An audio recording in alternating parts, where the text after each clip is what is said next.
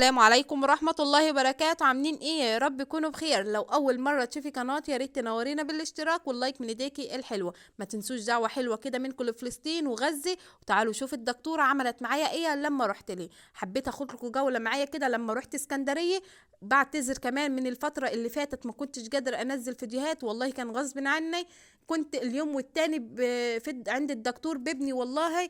ويعني الحمد لله ربنا شفاه دلوقتي، ويدعوا لي بالشفاء انا كمان. عايزه اقولكم والله يعني كنت رايحه اسكندريه كان غصب عني. كانت الدروس بتغلى عليا، كنت رايحه يعني قطعت تذكره، كانت الدكتوره طالباها مني عايزه تذكره، ورحت قطعتها لي عشان تعمل لي اسناني.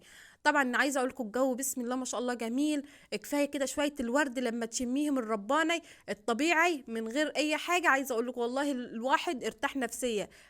كفايه بقى من البيت والهم والغم، ويعني حبينا ناخدوا جوله كده معاكم في الجو الجميل زي ما انتم شايفين. بصوا الشمس كانت طالعه والجو كان حلو خالص.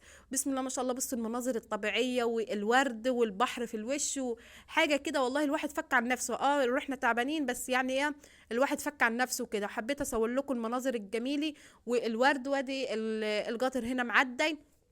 هو في اسكندريه في قطر بس يعني بيوصل حاجات بسيطه وكده. طبعا هنا خلاص قطعنا التذكره ورايحين للدكتوره. خلاص احنا كده يعني بوريكم هنا برضو الورد، واوريكم الجامع اللي بسم الله ما شاء الله عليه شكله جميل خالص. وبصوا يعني جنبيه بقى ورد طبيعي ومناظر حلوه خالص. حاجات بسم الله ما شاء الله. يعني اسكندريه دي معروفه هي حلوه. لازم يعني لما بطلع بدري شويه عشان لغايه لما اوصل هناك باخد ساعه الا ربع او ساعه حسب المواصلات. طبعا هنا بصوا دخلت بقى طب الاسنان اللي هي الكليه، يعني الناس دي بتدرس فينا. بس والله عايزه اقول لكم شغلهم حلو خالص. يعني انا عملوا لي حاجات ياما كانت وجعاني ووقع عصب ودروس اماميه وحاجات. يعني بسم الله ما شاء الله. والله الدكتوره بسم الله يبارك لها يا رب ينجحها. عايزه اقول لكم والله العظيم نظفت لي اسناني ياما خالص. كانت كل دروسي كلها بايظه، ناقصه ماده كده في الدروس بتخلي الدروس كلها تسوس. يعني لو صلحها لي بترجع تسوس. هي بقى قعدت في حاجات شالتها لي وزرعتها لي زرع يعني. طبعا هنا خلاص كنت عايزه اقول لكم كفايه البنج دي بخاف منه بصراحه الابره. بس انا لما قلت لها بخاف من الابره راحت صراحه جايبه لي رش البنج ما بحسش بيه. طبعا هنا بعد ما خلصت يعني هم بيدرسوا علينا ساعتين، بياخدوا ساعتين كده. طبعا هنا خلاص خلصت ونازله هنا خلاص خلصت من عند الدكتوره وكده. وكنت هنا مروحه، بس هي طلعت فوق بقى مستنيه جارتي. كنا انا وهي ماشيين مع بعض وكده، قلت احسن ما امشي الواحده.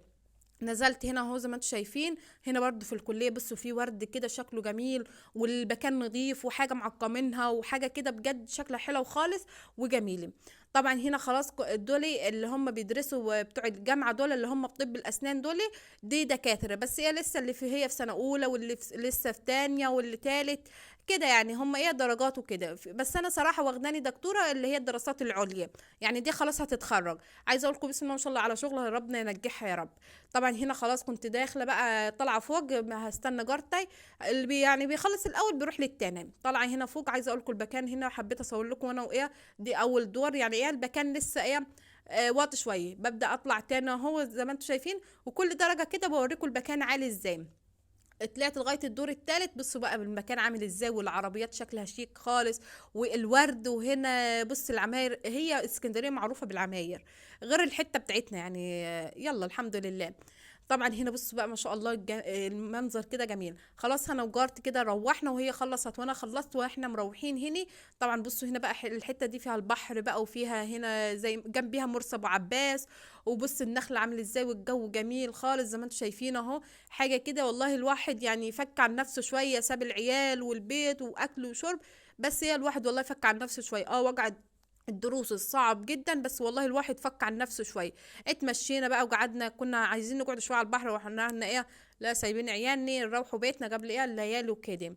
طبعا هنا خلاص بصوا بقى حبيت اصور لكم احنا وماشيين. دي خلاص رايحين من ناحيه العربيات يعني والاتوبيس. ركبنا الاتوبيس وجارت جابت لي شيبس. صراحه قلت لها يعني انت جايبه لي شيبس ودرس وجعنا، ربنا المستعان. حطوا لايك والسلام.